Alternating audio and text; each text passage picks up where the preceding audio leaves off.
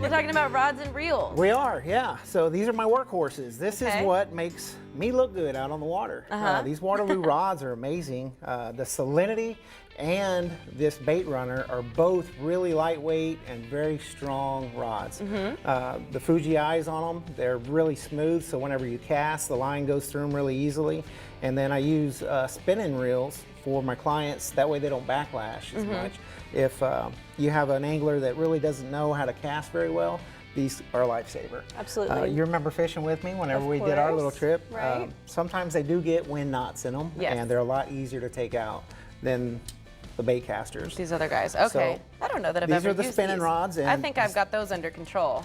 These Tell us about these. are fairly easy. Now, whenever it comes to your bait caster, it requires some training.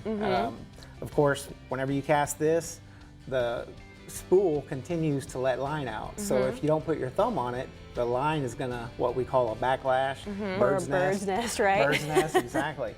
So you have to control that, and you have to watch the entire time. So whenever you're casting and you're making your fish calls, whenever the line is, that one right there. Something like that. Whenever the bait hits the water, you have to make sure that you stop the line. And if you don't, it's going to be a huge problem. Okay. But the advantage to using one of these over a spinner is whenever you're wade fishing, of course the reel is sitting up away from the water compared to the reel closer to the water on the bottom.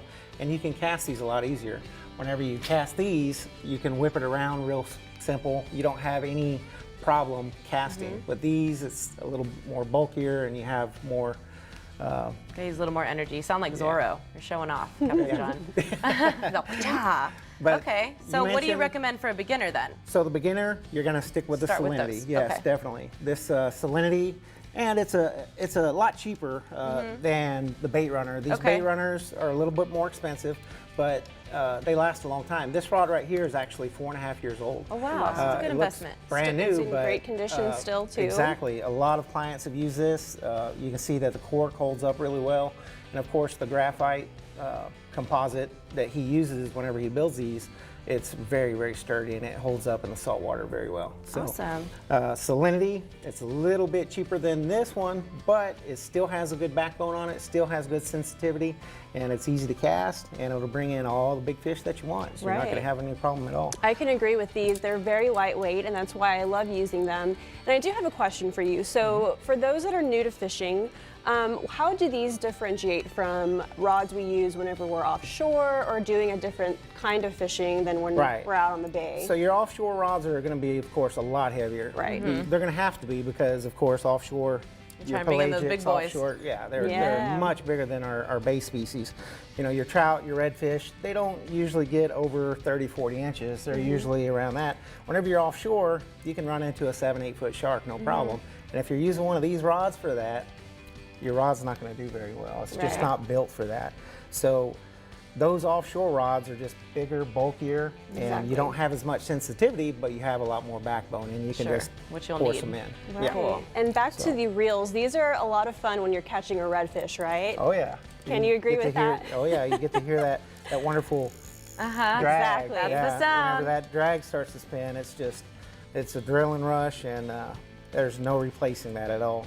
It's an amazing So feeling. Jocelyn mentions beginners, and there are, I'm sure, a lot of people who are regularly watching this segment, and they're like, you know, you're right, I live in the coastal bend. Why not make this a new hobby of mine, something to enjoy, especially with your kids, to get them out of the house? So I know when somebody's, you know, I want to become a painter, and you go and you're like, oh my gosh, I didn't know I needed the paint and the brushes and the canvas and this. So what is a beginner looking for when they walk in to buy a new rod? What other accessories are we going to need with it? So your beginner rod, I would say this salinity would probably be the best beginner rod that you could possibly buy. You can actually go out to the Houston Boat Show this weekend. Jimmy Burns is there with a Waterloo Okay. booth. They have these combos set up. Nice. And we talked on the phone before I came in, and he said that if you go to the Houston Boat Show, mention my name, say Captain John Little on Coastal Living TV, Hey. sent me here, he'll give you $10 off of any combo there. Okay, And- so it's like a starter pack. Right. Okay, and good to know. It's ready to go. It's exactly what I use. I'm not saying what I use is the best, but Mm-hmm. It works I for you. rely on this day in and day out. I have no doubt I can stand there and watch somebody fight a 40-inch redfish Right. and have no doubt in my mind that they're going to be able to reel it in because it's good quality equipment. Yeah. And yeah, this is the best combo that you could possibly buy for this area. It's a pin, the Shimano, the Noski reel, and the Waterloo Salinity rod, and then I put fins, braided line on. Right. So. And I have to add, for a beginner, I would say these spinning reels are typically what you should go with instead of a bait caster, because those require a little bit more experience. They do. Say. It's just a lot more practice. You'll have to practice a lot more for your bait caster. Anything you're trying for the first time or the 20th is going to take practice. Exactly. Thank you, Captain John Little, for joining us and Thanks enlightening for having us on these rods. So if you are a beginner and you want to get started, well, now you know what. There's always so much to learn from Captain John, and we truly appreciate him taking the time to visit with us every Friday.